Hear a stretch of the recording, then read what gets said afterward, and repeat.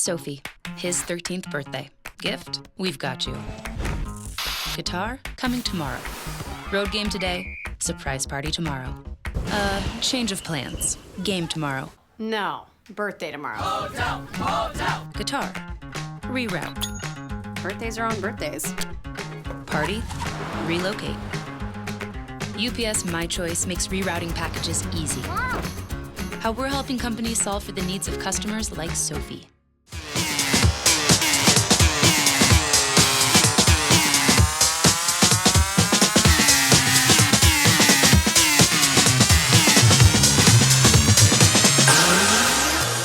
Scott Nixon here for GoZips.com, here again with another episode of Z360. In today's show, we have a women's golf feature and profiles on Jackie Siefring of the women's track team and Noah Robotham of the men's basketball team.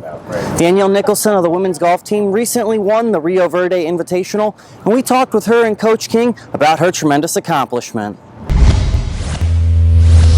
I had a disappointing last few holes at Rio Verde last year. I think I finished double bogey and missed like a very short putt on the last hole, so I was pretty disappointed coming back to Ohio. And I remember her saying when we were getting back on the plane, "You're going to win this next year," and so I've kind of been thinking about that for the last year. So I'm really happy that I was able to go back this year and finish it. Well, I was really proud for her. It was a great moment. I know last year we all left with a little bit of disappointment at Rio Verde, and one of the first things I said to her as we were aboard in the plane last year was, "You're going to win this tournament next year." And she played simple golf. And fairways, greens, two putts. She left a lot of birdies out there. So what I think is really exciting is Danielle didn't quite play up to her potential and still won the event with a lot of great players there. So I feel like there is so much more that she can give, and that's a bonus for our team in the future. Yeah, I didn't do anything spectacular. I kept my driver in play, didn't have any big mistakes all week. The only good part was, there were a lot of good parts, but my wedge play was really good. 50 yards and in, I gave myself a lot of birdie opportunities, 8 feet and in, and made a few longer putts. So just didn't have any big mistakes and did what I needed to.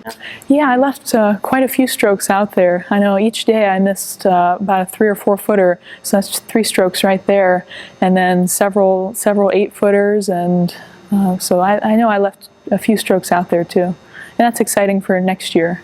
It gives me a lot of confidence. I had to make, she was kind of giving me updates throughout the round, and with 2 holes to go, I was looking at GolfStat, and she said that I was about one stroke up with 2 to play, and then I bogeyed my 17th hole, so I had to make about an 8 footer on the 18th to, I thought, tie, but it turns out to win. So I felt confident being able to do that and make a putt under pressure. Jackie Siefring is one of the top pentathletes in the nation, and we spoke with her about what it takes to succeed in multiple events.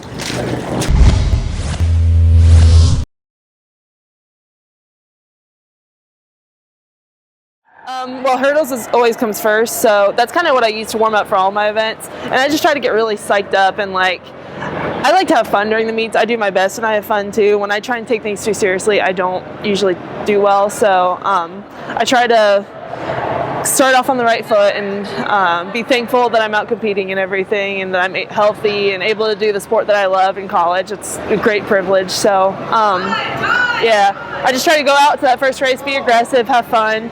And then if hurdles start off well, then I just kind of try to keep that momentum throughout the whole meet. So I think the key to the pen is just staying focused, but not being too focused. You got to have fun with it, or at least in my experience, you have to have fun with it. Otherwise, it just gets too long and drawn out and nerve-wracking. Well, she's an extremely hard worker, very smart individual. Extremely responsible, always wants to go above and beyond. Sometimes you got to hold her down on that to make sure she doesn't overtrain. But, she just has a very strong burning desire, and she has a lot of talent too. And she's really adapted well to all these new events she's had to learn each year.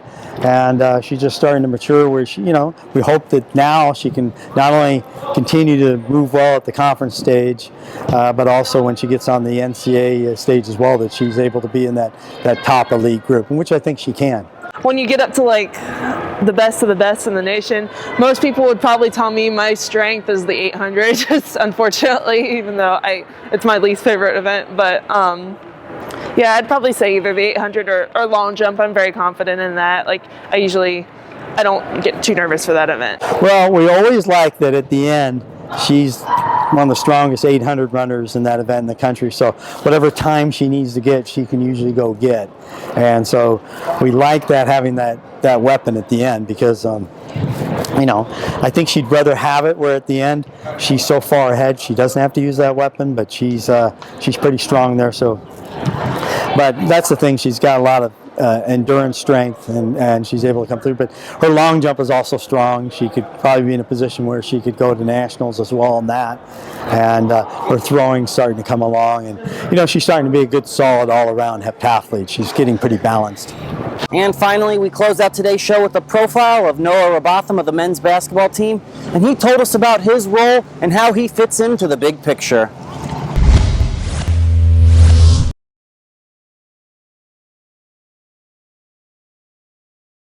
If I had to say what I am, I feel like I'm like a maestro, just like I'm kind of just orchestrating everything out there. I may not score, big numbers every game, but if someone like Quan or Antono or Big Dog, whoever else, Jamon has it going, I got to facilitate it to those guys who got it going. And if we're in rough stretches where we can't score it, then I got to make a play.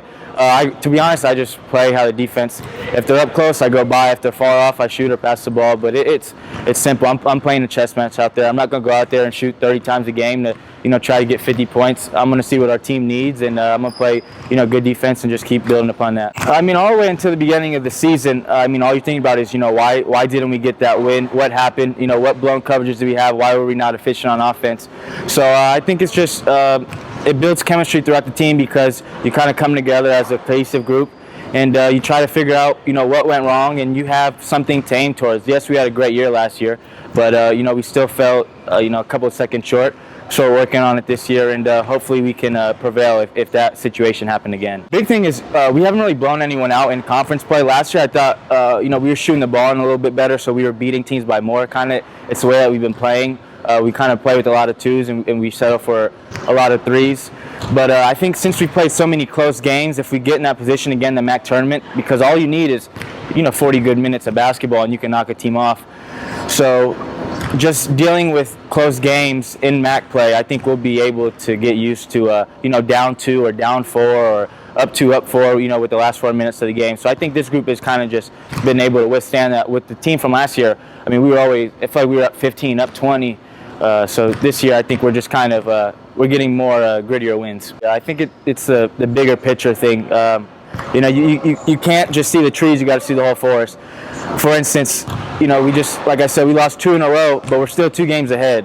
Whether we're 5 games ahead, 2 games ahead, we're still in first place, and we still know that we need 3 wins in the MAC tournament to get to the big dance. So I think all this adversity and all this stuff going through our team and having tough losses and gritty wins, it's just going to help us in the long run. So we have to just focus. Obviously, look, we're on to the next game, every game. But we know at the end of the day, those three games up at the Q are what we aim for.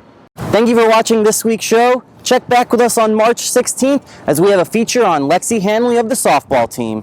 For GoZips.com, I'm Scott Nixon.